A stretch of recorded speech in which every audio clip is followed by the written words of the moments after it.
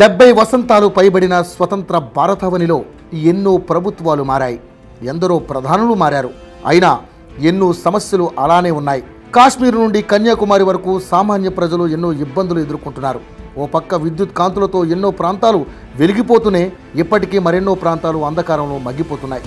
అటువంటి ప్రాంతాలకు వెలుగు జివ్వెలు అందించాలని మోడీ ప్రభుత్వం ప్రతిష్టాత్మకంగా చేపట్టిన పథకమే నేషనల్ పవర్ గ్రిడ్. మోడీ కలల పథకమైన వన్ నేషన్ వన్ గ్రిడ్ ఫలాలు ఇప్పటికే ఎన్నో రాష్ట్రాలకు అందగా తాజాగా భారతదేశంలో ముఖ్య ప్రాంతం యుద్ధాలతో అభివృద్ధికి నోచుకొని జమ్మూ కాశ్మీర్లోనూ లేహ్, లడఖ్, కార్గిల్ వంటి ప్రాంతాలు అనుసంధానమైనాయి. అక్కడ కూడా 24 గంటల విద్యుత్తు వెలుగులు నింపబడుతున్నాయి. ఈ నేపథ్యంలో పవర్ గ్రిడ్ ఏంటి, కాశ్మీర్కి అందిన విద్యుత్ ఫలాలు ఏంటి అనేది యోయోవ్యూలో తెలుసుకుందాం. దేశంలో నేటికి ఎన్నో ప్రాంతాలు విద్యుత్ కొరతను ఎదుర్కొంటున్నాయి. దీనిని అధిగమించేందుకు దక్షిణాది గ్రిడ్ను ఉత్తరాది గ్రిడ్లతో గతంలోనే అనుసంధానించాయి. ఈ అనుసంధానంతో ఒక దేశం, ఒక గ్రిడ్డు, ఒక ఫ్రీక్వెన్సీ అనే లక్ష్య సాధన పూర్తయినట్లు power grid corporation of India 2014లోనే ప్రకటించింది. ఆ ఫలాలు ఇప్పుడు అన్ని రాష్ట్రాలకు అందుతున్నాయి. గ్రిడ్ అనుసంధానంతో దక్షిణాది రాష్ట్రాలకు ఉత్తరాది విద్యుత్ను సరఫరా చేయడానికి అడ్డంకులు తొలగిపోయాయి. దీనివల్ల దేశంలో ఎక్కడ మిగులు విద్యుత్ ఉన్నా దానిని విద్యుత్ కొరత ఎదుర్కొంటున్న ప్రాంతాలకు సరఫరా చేయవచ్చు. ఇది వరకు దేశవ్యాప్తంగా ఉత్తర, తూర్పు, పశ్చిమ గ్రిడ్లతో పాటు ఉత్తర, తూర్పు గ్రిడ్లు కలిసి ఉన్నాయి. దక్షిణాది రాష్ట్రాలు కలిసి ఒక గ్రిడ్గా ఉన్నాయి. నూతనంగా 5 గ్రిడ్లు కలిసి జాతీయ గ్రిడ్గా ఏర్పాటైంది. 2014లో రాయచూరు, షోలాపూర్ మధ్య 765 kV లైన్ను power grid corporation of India అనుసంధానం చేసింది. దాదాపు 208 కిలోమీటర్ల పరిధిలోని 765 kV సబ్స్టేషన్లను ఒప్పందం పరిధిలోకి తీసుకొచ్చింది. దేశవ్యాప్తంగా 5 గ్రిడ్లు అనుసంధానం కావడం వల్ల రాష్ట్రాల్లో మిగులు విద్యుత్ను డిమాండ్ ఎక్కువగా ఉన్న రాష్ట్రాలకు సరఫరా చేయడానికి వీలు ఏర్పడుతుంది. అంతేకాక ఇతర రాష్ట్రాల నుంచి చౌకగా విద్యుత్తు తీసుకోవడం వల్ల వినియోగదారులపై పడే భారాన్ని తగ్గించే అవకాశం కూడా ఉంది. ఇక వోల్టేజీ కారణంగా ఏర్పడుతున్న నష్టాలు కూడా గ్రిడ్ అనుసంధానం వల్ల తగ్గుముఖం పట్టే అవకాశం ఉందని నిపుణులు అభిప్రాయపడుతున్నారు.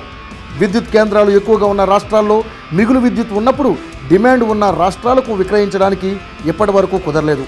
ఉత్పత్తి చేసిన విద్యుత్ను అమ్మలేకపోవడం వల్ల అనేక విద్యుత్ కేంద్రాలు నష్టాల్లో కూరుకుపోయి మూతపడే పరిస్థితులు ఏర్పడ్డాయి. కేంద్ర ఇంధన శాఖ ఉత్తరాది గ్రిడ్ను దక్షిణాది గ్రిడ్తో అనుసంధానించి జాతీయ గ్రిడ్ ఏర్పాటు చేయడం దేశ విద్యుత్ రంగంలో కీలక ఘట్టంగా నిపుణులు భావిస్తున్నారు. ఈ గ్రిడ్ ఇప్పుడు కాశ్మీర్లో వెలుగులు విరజిమ్ముతుంది. స్వాతంత్రం సిద్ధించిన 72 సంవత్సరాల తర్వాత జమ్మూలోని లడఖ్ రీజియన్ జాతీయ పవర్ గ్రిడ్తో అనుసంధానమైంది. దీంతో లడఖ్ పంతా ప్రజలు 24 గంటల విద్యుత్తును పొందబోతున్నారు. నరేంద్ర మోదీ ప్రవేశపెట్టిన ఒకే దేశం ఒకే గ్రిడ్ పథకంలో భాగంగా ఈ అనుసంధానం సాధ్యమైంది. దీనితో ఇప్పుడు లడఖ్ ప్రాంతం కూడా అవసరమైన విద్యుత్తుని వినియోగించుకోబోతోంది. ఈ అనుసంధానం ద్వారా ఈ ప్రాంతంలోని లేహ్, కార్గిల్, ద్రాస్ ప్రాంతానికి ఇది ఒక వరంలా మారింది. ఎక్కడైనా విద్యుత్ ఉత్పత్తి 35 డిగ్రీల ఉష్ణోగ్రతలో కూడా 24 గంటలు అందించవచ్చు. 220 కిలోమీటర్లు ట్రాన్స్మిషన్ సిస్టమ్ కాశ్మీర్ నుండి లడఖ్కు విజయవంతంగా కనెక్ట్ అయిందని పవర్ గ్రిడ్ ఇటీవల ఘనంగా ప్రకటించింది. దీనివల్ల కార్గిల్, లేహ్, లడఖ్ ప్రాంతాలు వేసవిలో కూడా విద్యుత్ కొరతను ఎదుర్కోవని జాతీయ పవర్ గ్రిడ్ తెలిపింది.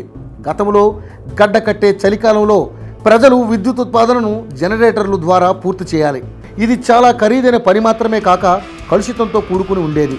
దీనివలన మిలియన్ల లీటర్లు డీజిల్ కూడా అవసరమయ్యేది. దీనికి ముందు ఈ ప్రాంతంలో ఎన్హెచ్పిసి జల విద్యుత్ ప్రాజెక్టుల ద్వారా విద్యుత్ ఉత్పత్తి చేయబడింది. దీంతో పాటు సౌర విద్యుత్ ప్రాజెక్టుల ద్వారా కూడా విద్యుత్ ఉత్పత్తి కూడా జరిగింది. కానీ 95% ప్రాంతంలో విద్యుత్ కొరత ఇప్పటికీ వీడుతుంది. ఇప్పుడు ఈ సమస్యలు తాజాగా అనుసంధానంతో పరిష్కరించబడతాయని చెప్పుకోవచ్చు. నిరంతరాయమైన విద్యుత్ సరఫరా లేహ్ మరియు కార్గిల్లో జీవిత నాణ్యతను మరింత మెరుగుపరుస్తుందని, వారి ఒంటరి జీవితాలలో వెలుగును నింపుతుందని ప్రభుత్వం చెబుతుంది. హలో, మిమ్మల్నే యోయో టీవీ యాప్ డౌన్లోడ్ చేసుకున్నారా? ఇంకా లేదా? మీ యాప్ స్టోర్కి వెళ్ళి వెంటనే డౌన్లోడ్ చేసుకోండి.